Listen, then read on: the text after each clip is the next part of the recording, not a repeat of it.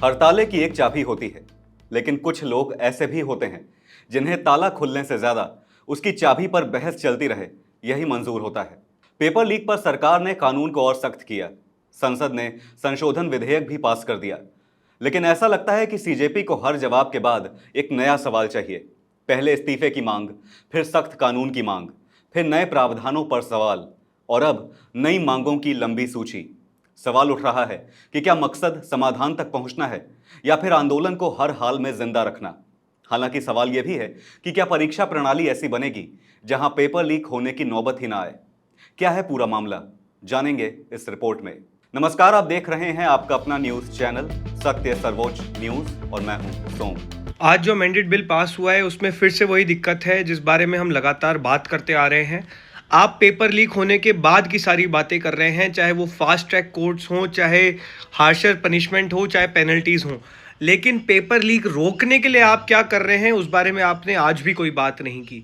जब तक आप एनटीए रिफॉर्म्स की बात नहीं करेंगे, जब तक आप एसएससी को स्टैट्यूटरी बॉडी बनाने की बात नहीं करेंगे, जब तक आप एग्ज़ाम शेड्यूल में, कैलेंडर में, सिलेबस में ट्रांसपेरेंसी की बात नहीं करेंगे, जब तक आप कोचिंग सेंटर्स के बारे में बात नहीं करेंगे, जब तक आप वेंडर्स को किस तरह से हैंडल किया जाए, ब्लैकलिस्टेड वेंडर्स को सिस्टम में घुसने से कैसे रोका जाए, इस बारे में बात नहीं करेंगे, जब तक आप फिजिकल और डिजिटल क्या कहते हैं ऑडिटिंग की बात नहीं करेंगे, जब तक आप हमारे पूरे एग्ज़ाम सिस्टम को एंड टू एंड चेक नहीं करेंगे, उस प्रोसेस को स्ट्रांग नहीं बनाएंगे, एग्ज़ाम इंफ्रास्ट्रक्चर को ठीक करने की बात नहीं करेंगे, तब तक पेपर लीक की समस्या नहीं हल होने वाली है।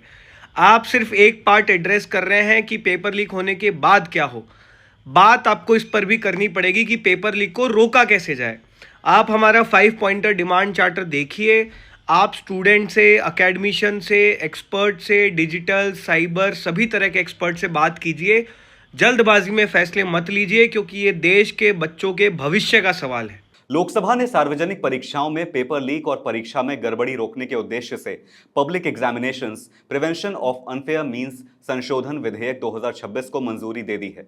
सरकार का दावा है कि नया कानून परीक्षा माफिया पर और ज्यादा सख्ती करेगा। फास्ट ट्रैक कोर्ट, कड़ी सजा और भारी जुर्माने जैसे प्रावधानों को और प्रभावी बनाया जाएगा ताकि संगठित पेपर लीक नेटवर्क पर लगाम लग सके। लेकिन इस विधेयक को लेकर विपक्षी दलों के साथ साथ कॉकरोच जनता पार्टी यानी सीजेपी ने भी कई सवाल खड़े किए हैं। सीजेपी के राष्ट्रीय प्रवक्ता आशुतोष रांका का कहना है कि सरकार का पूरा फोकस इस बात पर है कि पेपर लीक होने के बाद क्या किया जाए, जबकि असली जरूरत इस पर चर्चा की है कि पेपर लीक होने से पहले उसे रोका कैसे जाए। आशुतोष रांका ने सोशल मीडिया प्लेटफॉर्म एक्स पर वीडियो जारी करते हुए पूछा कि क्या देश सचमुच पेपर लीक रोकने की कोशिश कर रहा है या फिर सिर्फ घटना के बाद कार्रवाई की तैयारी कर रहा है। सीजेपी ने सरकार के सामने 5 प्रमुख मांगें भी रखी हैं। पहली मांग है नेशनल टेस्टिंग एजेंसी यानी एनटीए में व्यापक सुधार। पार्टी का कहना है कि परीक्षा आयोजित करने वाली संस्थाओं की जवाबदेही और पारदर्शिता बढ़ाई जाए।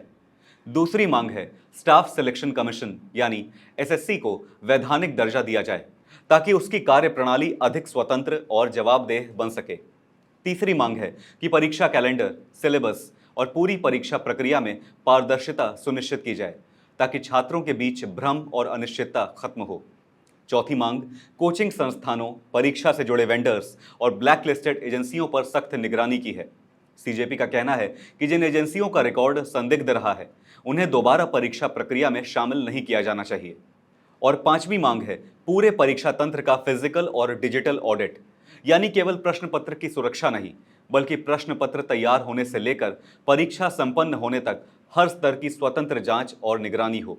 आशुतोष रांका का कहना है कि जब तक पूरे एग्जाम सिस्टम, उसके ढांचे और प्रक्रिया को मजबूत नहीं किया जाएगा तब तक सिर्फ सजा बढ़ा देने से पेपर लीक की समस्या खत्म नहीं होगी। उन्होंने सरकार को सलाह दी कि जल्दबाजी में फैसले लेने के बजाय शिक्षा विशेषज्ञों, परीक्षा विशेषज्ञों और तकनीकी जानकारों से व्यापक चर्चा की जाए, क्योंकि ये केवल कानून का नहीं बल्कि छात्रों के भविष्य का सवाल है। सीजेपी ने यह भी कहा कि कॉकरोच जनता पार्टी का डिमांड चार्टर सरकार के सामने पहले से मौजूद है और अगर उस पर गंभीरता से विचार किया जाए तो परीक्षा प्रणाली को ज्यादा सुरक्षित और भरोसेमंद बनाया जा सकता है। अब इस पूरे मुद्दे पर राजनीतिक बहस भी तेज हो गई है। एक तरफ सरकार का कहना है कि संशोधित कानून परीक्षा माफिया के खिलाफ बड़ा हथियार साबित होगा, दूसरी तरफ विपक्ष और सीजेपी का तर्क है कि केवल दंडात्मक व्यवस्था पर्याप्त नहीं है, बल्कि परीक्षा प्रणाली में संस्थागत सुधार भी उतने ही जरूरी हैं। यानी बहस अब सिर्फ सजा की नहीं, बल्कि व्यवस्था की है, क्योंकि छात्रों का भविष्य केवल कठोर कानूनों से नहीं, बल्कि ऐसी परीक्षा प्रणाली से सुरक्षित होगा जहां ईमानदारी, पारदर्शिता और जवाबदेही शुरुआत से ही व्यवस्था का हिस्सा हो। लेकिन फिर भी सीजेपी की मंशा पर भी सवाल उठना लाजमी है। आपकी इस मामले पर क्या राय है, हमें जरूर बताइएगा। फिलहाल इस खबर पर इतना ही। देश और दुनिया की बड़ी और अहम खबरों के लिए बने रहिए सत्य सर्वोच्च के साथ। लाइक, कमेंट और शेयर करना ना भूलें। अपना ध्यान रखें। धन्यवाद। जय हिंद।